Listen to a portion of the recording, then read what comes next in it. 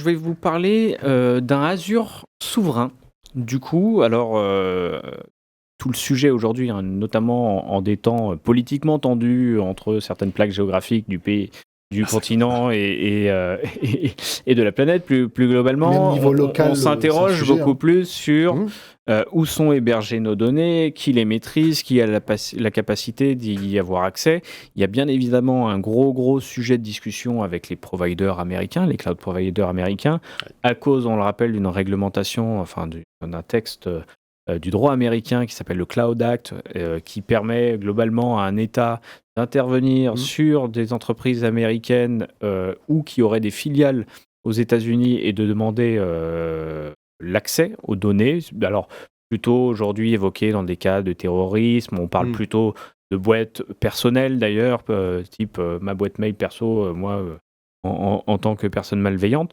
Ça passe toujours devant des juridictions, enfin, c'est extrêmement documenté aujourd'hui, il y a plein de débats et je sais que de toute façon la question n'est pas simple. Néanmoins, aujourd'hui, on a un éditeur, Microsoft, qui fait face à ces enjeux-là et qui se positionne fortement pour apporter des réponses à l'Europe. Alors, pourquoi je dis à l'Europe? Parce qu'il y a eu de grandes communications de leur vice-président, Brad Smith, qui a fait, c'est disponible sur YouTube, près d'une heure d'intervention sur comment Microsoft s'engageait aujourd'hui pour défendre ses clients européens et les données européennes. Donc, on le voit à l'écran, là, notamment, ça a été rappelé derrière par Satya Nadella lors d'une conférence récente sur les digital commitments de Microsoft sur la donnée européenne, hein. Donc, en rappelant qu'il s'engagerait tout le temps à la défense de la donnée européenne, qu'il trouverait d'ailleurs des partenaires locaux en cas de problème. À un moment, il venait à être coupé un peu en termes de pays, hein, qu'il regardait comment déjà des partenaires locaux pourraient reprendre la main, etc. Donc vraiment, ils sentent que l'enjeu est fort, hein, et l'enjeu l'est politiquement. On vit une période qui est extrêmement risquée. Et du coup, il y a une offre. En tout cas, Microsoft a positionné une réponse, qui existait en partie déjà, mais a renforcé certains engagements. Donc, Microsoft a d'ailleurs rappelé que ça faisait 42 ans qu'ils opéraient sur le sol européen, pour information. Donc, ils ont une vraie connaissance aussi de nos enjeux, de notre culture.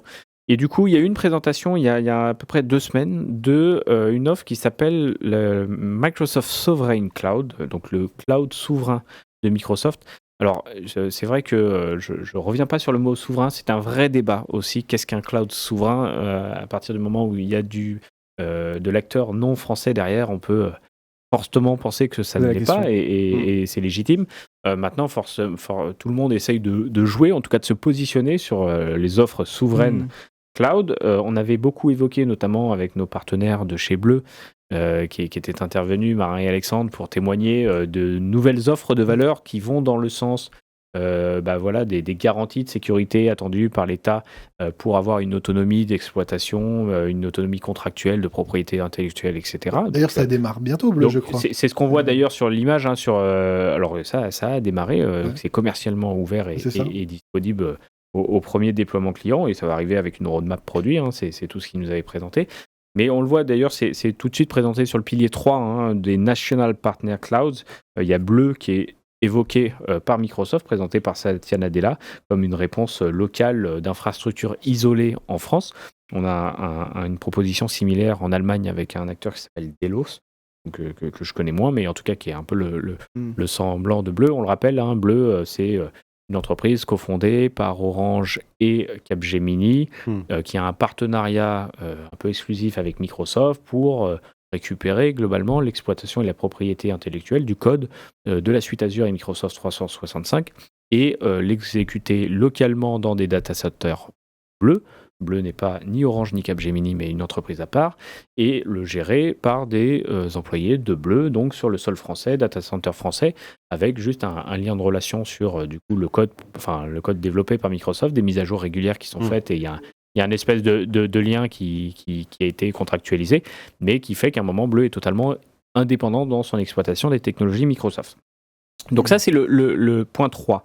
Et Microsoft a rajouté des engagements sur les 2 premiers points, donc le cloud public souverain selon Microsoft, on va le dire comme ça, et le cloud privé souverain, toujours selon Microsoft. Sur le cloud privé souverain, donc là, on parle de Azure classique, hein. Ils ont renforcé quelques engagements sur le fait que la donnée était bien stockée en Europe, hein, cette possibilité de choisir les data centers européens où on la stocke, donc dépendante du droit européen. Ils ont rajouté 2 choses assez intéressantes. La notion de Data Guardian, qui n'existait pas.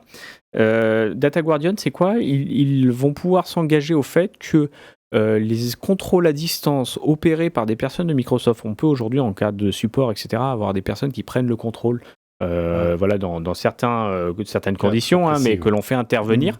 Ils s'engagent à ce qu'on ait des Data Guardian, des personnes qui soient employés européens de Microsoft, strictement logués, suivis, tous les faits et gestes seront enregistrés, etc., de manière immuable, hein, c'est ce qui a été présenté. Donc les Data Guardian, c'est Microsoft renforce le fait que des interactions avec des personnes du support MS qui viendraient à intervenir sur votre cloud public Azure ou M365 seraient faits par des employés européens. Ce qui était une des premiers sujets un peu évoqués en disant... Sachant que de base, tu as quelque chose qui date de maintenant presque 10 ans. Dès le début, tu avais une option que tu pouvais activer qui empêchait les gens de Microsoft, tout à fait, sans rentrer dans les théories du complot. Mais officiellement, tu pouvais dire Microsoft, ton intervention ne doit jamais dépasser la limite. Je crois que tu avais un truc qui s'appelait Customer Logbox qui permettait c'était la logbox. La logbox. Et ça empêchait Microsoft d'intervenir sur les données. Par contre, on le voyait, ça avait des impacts sur le support, parce que quand tu avais des problèmes, ils étaient à l'aveugle et n'avaient même pas accès au log, parce que ça leur bloquait même l'accès au log, en fait. Oui. Donc toujours sur le cloud privé, mais exactement, Romain, et toujours sur le cloud public, il y a eu 2 autres annonces. On a évoqué les external key management, donc tout le sujet de qui détient les clés de cryptage, hein. Il y a une bonne pratique qui disait que si je le stocke sur un cloud extérieur, du coup, Microsoft ne peut plus de fait décrypter facilement, au moins, ou pas. Après, on n'est pas expert en cybersécu entre nous, en tout cas. Et donc, il y avait des choses qui étaient architecturalement promises. Et là, ils ont renforcé la capacité à pouvoir amener des clés externes avec des fabricants d'external keys. Donc, ils ont cité Futurex, Thales, chez qui il y a, je crois, un partenariat déjà historique, et Utimaco, pour citer les 3. Donc, ils vous permettront de vraiment pouvoir gérer avec du coup des accès dédiés, des clés externes stockées du coup dans d'autres data centers sur lesquels Microsoft n'auront pas accès. Ils ont renforcé cette partie-là. Un acteur tiers, en fait. C'est ça. La deuxième partie, c'est qu'ils vont avoir un studio d'administration dédié qui s'appelle le Regulated Environment Management, qui permettra une configuration simplifiée qui regroupera un peu toutes ces règles pour plutôt qu'elles soient éparpillées. Tout ce qui aurait en gros un attrait à la régulation européenne et les enjeux de sécurité de la donnée sera regroupé dans un espèce de studio dédié qui s'appelle le Regulated Environment. Donc ça, c'est sur la partie cloud public. Pour la partie cloud privé, il y a eu une grosse annonce notamment. On avait historiquement quelque chose qui s'appelait Azure Local, anciennement, si je ne dis pas de bêtises, Azure Stack HCI, et qui permettait en gros, qu'un client qui aurait ses data centers, Microsoft vienne déployer, un peu sous forme de conteneur, hein, globalement, la Stack Azure. Donc c'est des choses qui étaient un peu plus coûteuses. Il faut avoir le data center pour héberger Azure, hein. Mais c'est des choses que certains clients font pour avoir vraiment la main et savoir que c'est exploité localement. Alors il y a de mémoire toujours un lien avec le cloud dans le sens où ça se déploie depuis Azure via du Azure Arc et il y a un monitoring qui est fait par le cloud. Donc c'est là où c'est privé mais pas complètement souverain, à la différence d'une proposition de valeur comme chez Bleu. Et par contre, Microsoft a quand même renforcé cette offre de service en annonçant Microsoft 365 local. C'est une offre qu'on n'avait pas. Donc on avait la capacité à exploiter de l'applicatif et de l'environnement Azure en local dans un data center privé.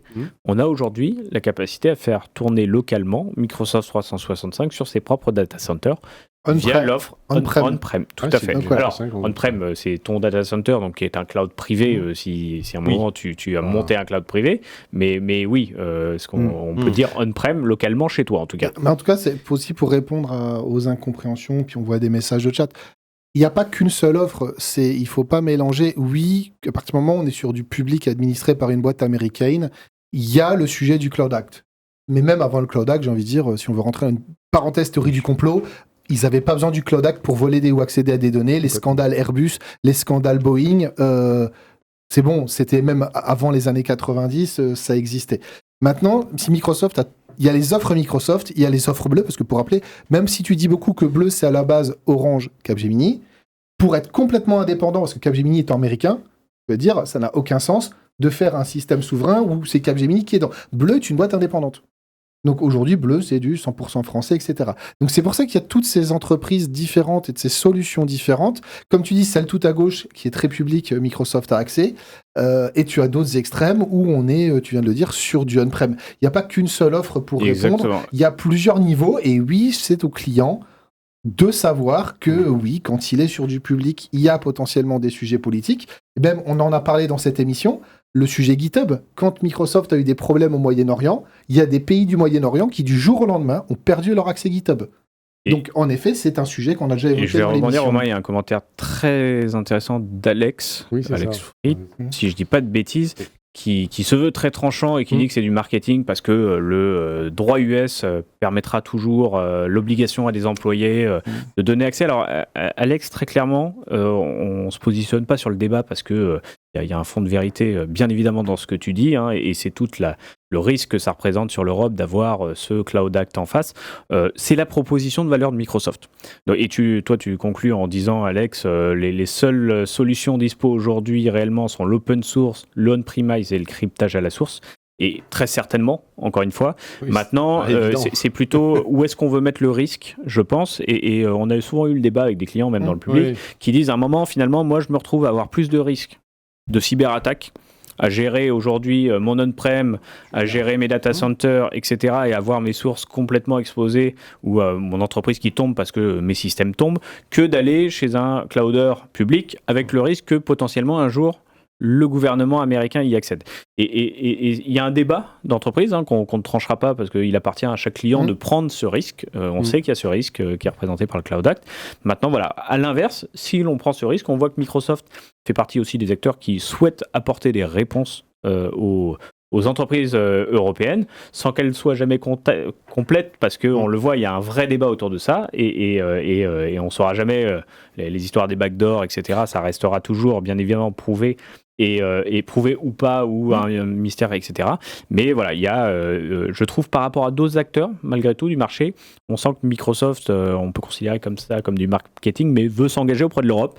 D'ailleurs, pareil sur la partie AI, AI Act, etc., ils font partie des premiers à avoir communiqué qu'ils respecteraient tant que possible le droit européen. C'est le toujours tant que possible. Et par contre, ce qui est intéressant en termes de com, c'est qu'ils prennent quand même le contre-pied un peu du gouvernement. Ils n'hésitent pas à affirmer des choses comme ça, quand certains ont juste basculé du jour au lendemain dans une autre logique. Et voilà. Donc, le vrai sujet, comme tu dis, c'est qu'il faut parfois les utilisateurs finaux qui sont un peu loin des sujets que nous on traite, dont les sujets décisionnaires, etc., ne vous faites pas d'illusions. Les décideurs de vos entreprises, contrairement parfois à ce que certaines pensent, ce ne sont pas des idiots finis. Enfin, je ne pense pas la plupart. Et, merci Romain de le préciser. Oui. Et non, mais ce que je veux dire par cette remarque qui m'a l'air idiote et d'enfoncer une porte ouverte, c'est que tu l'as dit, ils évaluent le risque de mon activité pro. Qu'est-ce qui se passe si le gouvernement américain a accès versus qu'est-ce qui se passe si je n'ai pas les moyens de faire toute la cybersécurité nécessaire en face.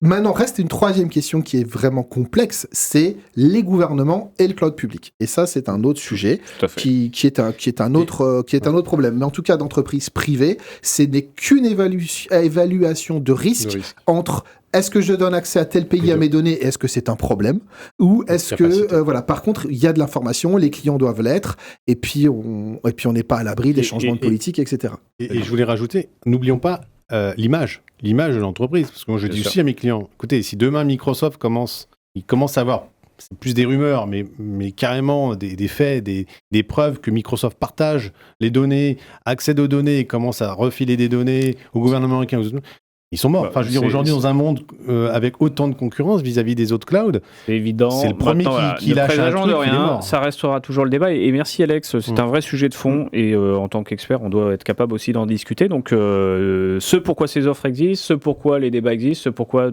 des offres nationales comme Bleu aujourd'hui apparaissent et apportent certainement aussi plus de réponses. Donc, c'est un vrai débat de fond que l'on a avec nos clients, souvent, qui n'est pas simple à se positionner. Surtout que la carte est sortie, la France est le premier pays. Est-ce qu'on parle des gouvernements ? Mais les gouvernements, il y a un contrôle. La France a une particularité, c'est l'autonomie des services informatiques des collectivités locales. La France est le pays au monde où il y a le plus de collectivités locales autonomes qui ont choisi le cloud public.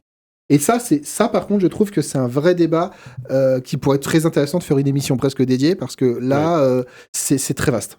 Et on va finir sur ça. Merci Romain pour le résumé. En tout cas, voilà, c'était l'annonce du Microsoft Sovereign Cloud, en tout cas certaines fonctionnalités ou offres d'Azure qui existaient déjà, qui ont été, vous l'avez compris, renforcées sur le public avec les external keys, avec les guardians, donc ces employés européens qui interviendront en support si besoin, et surtout la grosse annonce du M365 privé en Azure local. Donc on avait Azure local, on a maintenant M365 local, on a l'offre complète de Microsoft qui peut être installée dans vos data centers.